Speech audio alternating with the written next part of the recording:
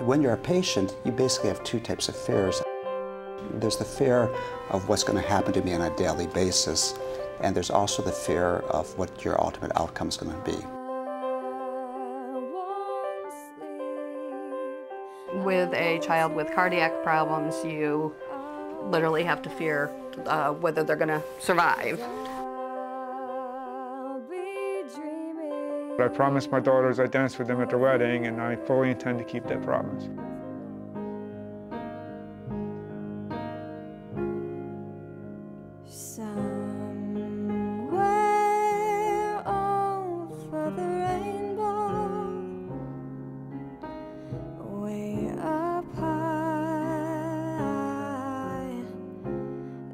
Okay, what day are you coming in? How many people are going to be with you? I would explain Hosts for Hospitals to the outside world as the way the world's supposed to be. Hosts for Hospitals to me is a wonderful program. It's like angels on earth. Good morning. Hi, Jim. Oh, hey, Jim. It's people that offer their home to take care of people that need help. We are handicapped accessible. We're close to many of the major hospitals. It's like a home away from home for people.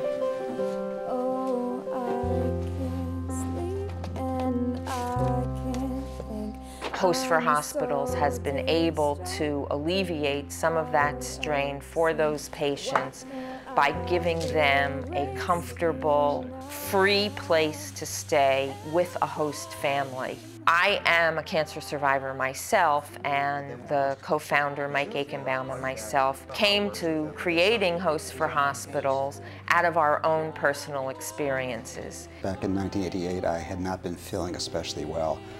My diagnosis was acute leukemia. We went to a specialist, and he told me there was nothing that could be done for me.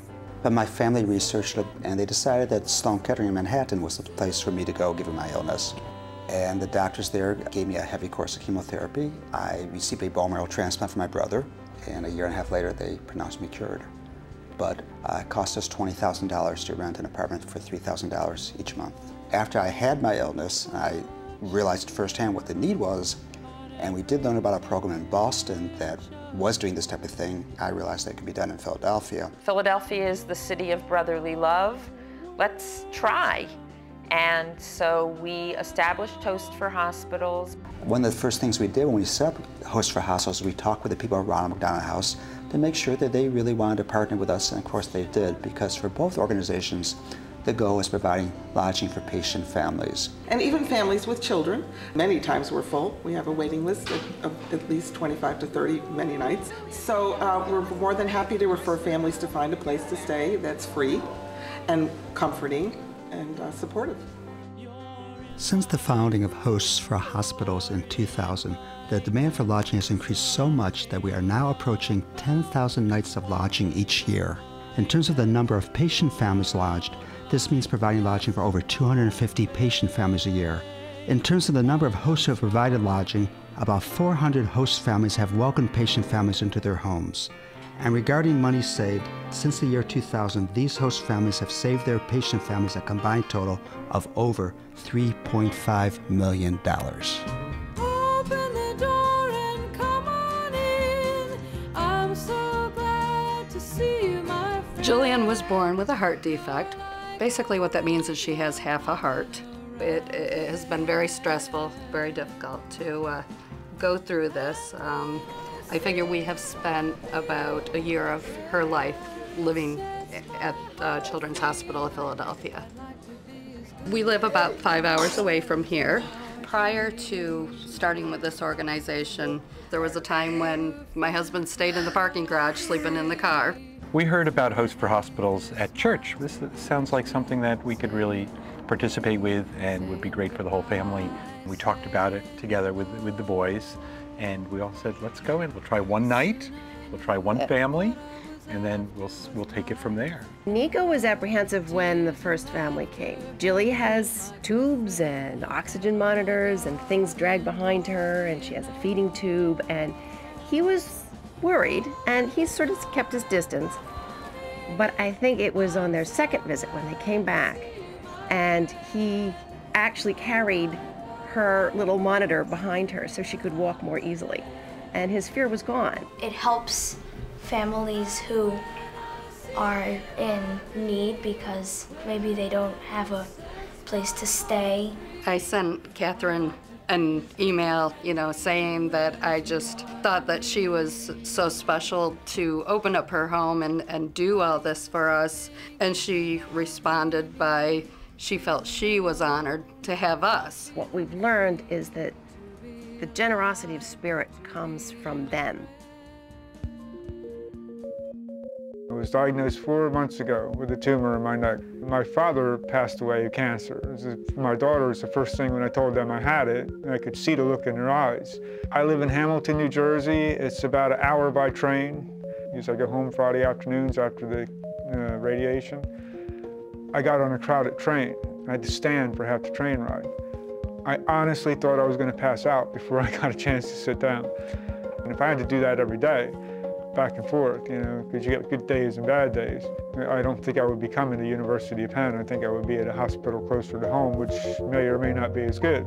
People who come here come under extreme stress because of the health issues that they have. And when they come in here and then see our place and realize this is a normal home and they can be comfortable here and feel secure, they're so relieved to see that.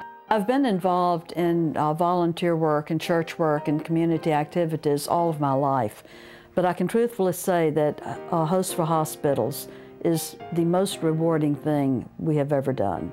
Every time that I talk to my kids, they tell me to tell whoever I'm staying with, thanks for taking care of my father. My hosts say to me that, and independent of each other, they always say to me, I get more out of this than my guests do. It's nice that people are willing to open their homes to strangers. It is truly a giving spirit when someone opens their home. If Hosts for Hospitals did not exist, there would be families today, right now, as we're thinking about them, who would not have a place to stay. Perhaps going to overstate it, but I think these hosts are heroic.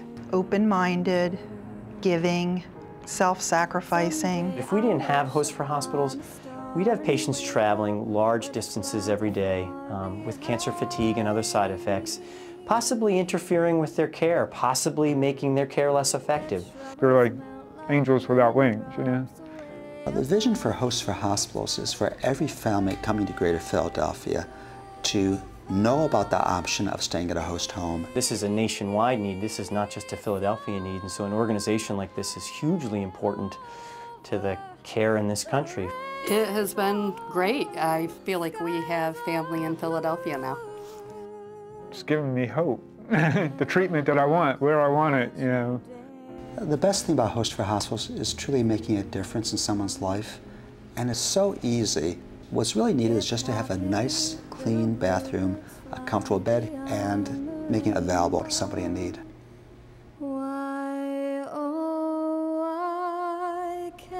There's no place like home. There's no place like a Hosts for Hospitals home.